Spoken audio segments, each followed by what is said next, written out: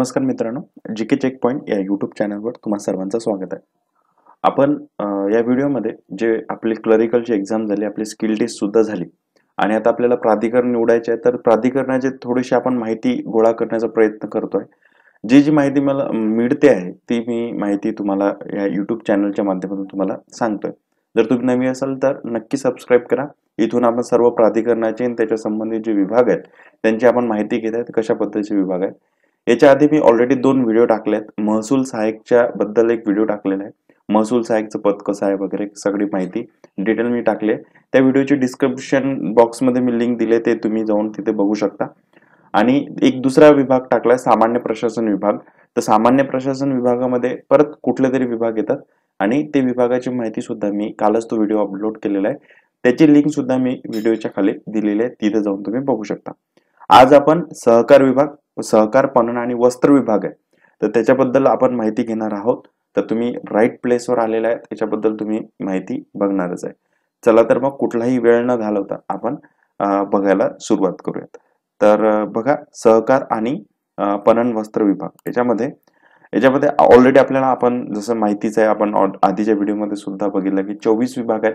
त्या 24 विभागामध्ये जवळपास 280 प्लस विभाग आहेत. तर याच्यामध्ये सामान्य प्रशासनचा जो व्हिडिओ आहे आपण तो टाकलेला आहे. त्यानंतर महसूल सहाय्यक पद म्हणजे जे वित्त विभागामध्ये येतं त्याची सुद्धा माहिती घेतलेली आहे. आज जो आपण विभाग बघणार आहे तो बघणार आहे सहकार पणन आणि वस्त्र विभाग. तर बघूयात काय आहे या विभागामध्ये नेमकं. तर याच्यामध्ये बघा, जवळपास हे 16 म्हणजे कॅटेगरी, म्हणजे सहकार विभागामध्ये परत 16 विभाग पडतात. त्याच्यामधलं हे जे पहिलं आहे सहकार आयुक्त निबंधक संस्था पुणे, आणि त्याच्यानंतर विभागीय सहनिबंधक संस्था आणि सहकारी संस्था, आणि याच्यात जवळपास कोकण विभाग येतो. त्यानंतर पुणे विभागात जागा आहेत, कोल्हापूरमध्ये आहेत, संभाजीनगरमध्ये आहेत, त्यानंतर नाशिकमध्ये आहेत, लातूरमध्ये आहेत, अमरावतीमध्ये आहेत. त्याच्यानंतर हे जवळपास सहनिबंधक आणि सहकारी संस्था आहेत. आणि त्याच्यानंतर येतो मग तो लेखापरीक्षण विभाग, आणि लेखापरीक्षण विभागामध्ये मग परत मुंबई, पुणे, कोल्हापूर अशा आणि संभाजीनगर अशा 4 विभागामध्ये जागा आहेत. आता बघा, मी इथं म्हणताना विभाग असं म्हणतोय, स्पेशली पुणे असं म्हटलेलं नाहीये. पुणे म्हटल्यानंतर फक्त तिथंच त्या शहरामध्ये जागा येतील.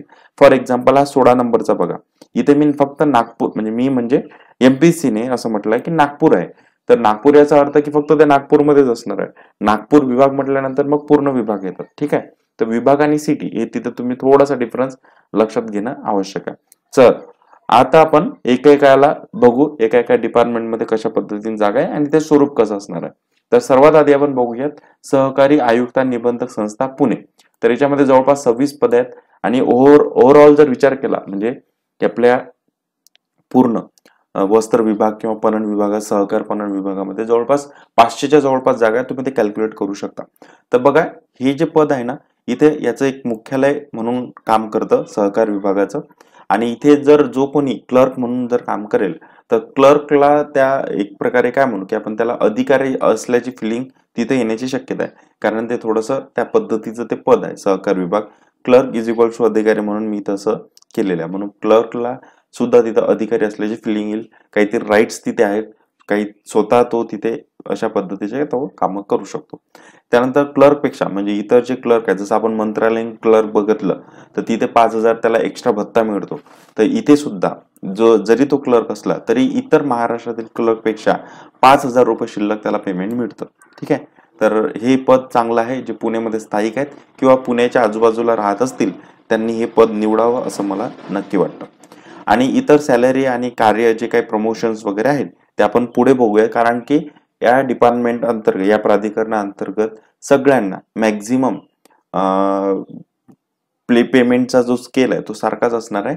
म्हणून आपण तो एकदम व्हिडिओच्या शेवटी बघू, म्हणून व्हिडिओ पूर्ण तुम्ही बघणं अपेक्षित आहे. ठीक आहे. तर आता विभागीय सहनिबंधक आणि सहकारी संस्था आणि त्यांचे विविध विभाग. तर आधीच आपण पहिल्या स्लाइडमध्ये बघितलेले आहेत ते विभाग मुंबई विभाग आहेत है ना. हे प्राधिकरण जिथे जिथे आहेत तिथे त्या ठिकाणी म्हणजे जिथे जागा असतील तिथे तुम्हाला काम करणं आवश्यक असेल. तर याचे विभाग कुठे आहेत, जसं आधी बघितलंच आपण, मुंबईला आहे, लातूर, नागपूर, अमरावती, नाशिक, संभाजीनगर, कोल्हापूर, पुणे विभाग, कोकण विभाग आणि मुंबई विभाग इथे सर्व ते आहेत. ठीक आहे. आणि जिथं हे विभाग आहेत तिथं तुम्हाला ते काम करावं लागेल. आणि बाकीचे जे सॅलरी प्रमोशन आहे ते आपण शेवटच्या स्लाइड मध्ये बघणार आहोत. आता दुसरा एक विभाग येतो, तो म्हणजे विभागीय सहनिबंधक सहकारी संस्था आणि लेखापरीक्षण. लेखापरीक्षण हा विभाग आहे, सरळ सरळ आपण म्हणू सहकारीमध्ये पण. तर हे प्राधिकरण मला तरी वाटतं नोकरीसाठी चांगलं आहे. पब्लिक कॉन्टॅक्ट इथं पण नाहीये आणि वरच्या मध्ये पण जास्त पब्लिक कॉन्टॅक्ट थोडाफार आला तो आला, पण इथे लेखापरीक्षण मध्ये पब्लिक कॉन्टॅक्ट सहसा येणार नाही. आणि सहकारी संस्था संबंधित जे काही लेखापरीक्षण आहे यांच्याकडे हे ते कार्य आहे, म्हणून आपण अकाउंटिंग रिलेटेड काही गोष्टी आहेत तिथे येतील. आणि जर तुम्हाला या कार्यालयाचा जर अनुभव आला तर या कार्यालयाचा अनुभव तुम्हाला पाठीशी ठेवून तुम्ही काय म्हणू की प्रायव्हेट सेक्टरमध्ये सुद्धा काम करू शकता.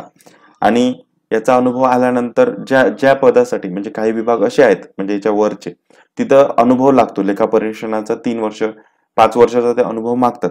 तर याचा अनुभव घेऊन तुम्ही 5 वर्षानंतर इतर पदासाठी सुद्धा म्हणजे स्पर्धा परीक्षेच्या क्षेत्रामध्ये सुद्धा याचा अनुभव घेऊन तुम्ही उच्च पद मिळवू शकता, जेणेकरून तिथे तुम्हाला पगार सुद्धा चांगला मिळेल. तर म्हणून इथे अनुभव घेणं, जो काही तुम्हाला अनुभव मिळेल तो तुमचा अनुभव पाठीशी राहीलच. ठीक आहे. याचे सुद्धा आपण काय आहे म्हणजे जवळपास सारखे पेमेंट वगैरे कार्य असल्यामुळे आपण शेवटी ते बघूयाच. आता हे जे मी तुम्हाला म्हटलं होतं विभाग आणि सिटी, तर नागपूरमध्ये स्पेशल रेशीम संचालनालय आहे जे की सहकार विभागाअंतर्गत येतं. तर ते फक्त नागपूरला आहे. म्हणजे जर तुम्ही आणि याच्यासाठी 2च जागा आहेत, म्हणून जर तुम्ही प्रॉपर नागपूरचे असाल तर या पदासाठी तुम्ही अप्लाय नक्कीच करू शकता, काही हरकत नाही. तर याचं प्राधिकरण फक्त म्हणजे मुख्यालय हे नागपूरच आहे, म्हणून मूळ नोकरी जे ठिकाण आहे हे सुद्धा नागपूरमध्येच राहील. ठीक आहे. तर हे जे काही आहे वरील प्राधिकरण वगैरे सगळं काय आता आपण इन्क्रीमेंट पेमेंट सॅलरी हे इथं बघूयात. तर ग्रॉस सॅलरी ऍज युजल जे 35 ते 40,000 रुपये असं दरमहा असू शकते. त्यानंतर हे तुम्हाला तर माहितच आहे बेसिक पे DA HRA वगैरे हे इतर भत्ते वगैरे हे तुम्हाला ऑलरेडी माहिती आहेत इतर, त्यामुळे तुम्हाला ते मिळणार. आणि साधारणतः 32,000च्या जसे की क्लरिकलला ऑल ओव्हर सॅलरी मिळत आहे ती असेल. ठीक आहे. आणि शहरी विभाग वगैरे असा काही प्रकार इथे तरी असेल किंवा असू पण नसेल शकेल, ते तुम्ही त्याची माहिती करून घ्या. ठीक आहे. तर नेट सॅलरी ग्लॉस सॅलरी इथं आपण बघितले. इन्क्रीमेंट जसं इन्क्रीमेंट दरवर्षी क्लरिकल या पदाला लागू असतात इथे सुद्धा त्याच आहेत. तर इन्क्रीमेंट हे प्रत्येक वर्षी दिल्या जातात आणि ते वेतन श्रेणी तुमची किती आहे त्याच्यानुसार हे 3 ते 5% पर्यंत दरवर्षी वाढतो. ठीक आहे. त्यानंतर कार्य काय दस्तऐवज आहे, टंकलेखन आहे, टायपिंग वगैरे तुम्हाला करावं लागेल. कार्यकालीन जे कामं असतात त्याचं व्यवस्थापन वगैरे तुम्हाला करणं आवश्यक असेल. त्यानंतर माहितीचे संकलन आणि विश्लेषण हे एक कार्य. त्यानंतर रिपोर्ट्स वगैरे तयार करणे, रिपोर्टचं विश्लेषण करणे हे कार्य. जसं की आणि प्रशासकीय व्यवहार जसं की पत्रव्यवहार, फाईल, काही ईमेल्स वगैरे यांना रिस्पॉन्स देणं. तर ह्याचं व्यवस्थापन याचं मॅनेजमेंट करणं हे एक ओव्हरऑल कार्याचं स्वरूप आहे. याच्यापेक्षा प्लस मायनस याच्यामध्ये असू शकतात. प्रमोशनचा जर विचार केला सहसा आपण उच्च स्तरावर म्हणजे काय सिनियर क्लर्क होऊ किंवा जे काही त्या कार्यालयामध्ये जे वरिष्ठ पद असेल तिथे आपण त्याचं प्रमोशन होऊ शकतं. आणि प्रमोशन मध्ये अजून एक म्हणजे की तुमचं जर कार्यक्षमता चांगली असेल किंवा तुमचा अनुभव असेल आणि या सगळ्या गोष्टींचा सुद्धा तिथं तुमचा प्रमोशनच्या दरम्यान विचार केला जातो. आता याच्या व्यतिरिक्त जी माझ्या माहितीनुसार ही माहिती आहे, याच्या व्यतिरिक्त काही माहिती जर तुम्हाला घ्यायची असेल किंवा काही माहिती तुम्हाला तुमच्यामध्ये या व्हिडिओमध्ये मी इन्क्लूड केलं नसेल किंवा तुम्हाला मिळालं नसेल किंवा तुम्ही सॅटिस्फाईड नसाल तर तुम्ही त्या विभागानुसार प्रत्यक्ष जाऊन भेटा, तिथे अधिकृत माहिती तुम्ही घ्या. ठीक आहे. तर या व्हिडिओवरच फक्त डिपेंड राहू नका असं मला म्हणायचं आहे. माझ्या माहितीप्रमाणे मी जेवढी माहिती द्यायची होती तेवढा देण्याचा प्रयत्न केला. ठीक आहे. आणि याच्या व्यतिरिक्त काही माहिती तुम्हाला माहिती असेल तर ती माहिती तुम्ही मला कमेंट बॉक्समध्ये नक्की कळवा. ठीक आहे. ती माहिती आपण पुढच्या एखाद्या व्हिडिओमध्ये इन्क्लूड करण्याचा प्रयत्न करू. तर एवढंच आहे ओव्हरऑल.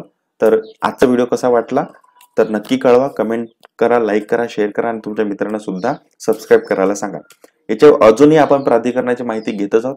ते प्राधिकरण कोणते आहेत, कसे आहेत, तर नक्की व्हिडिओच्या माध्यमातून मी लवकरात लवकर घेऊन येण्याचा प्रयत्न करतो. व्हिडिओ पूर्ण बघितल्याबद्दल खूप खूप आभार आहे. धन्यवाद.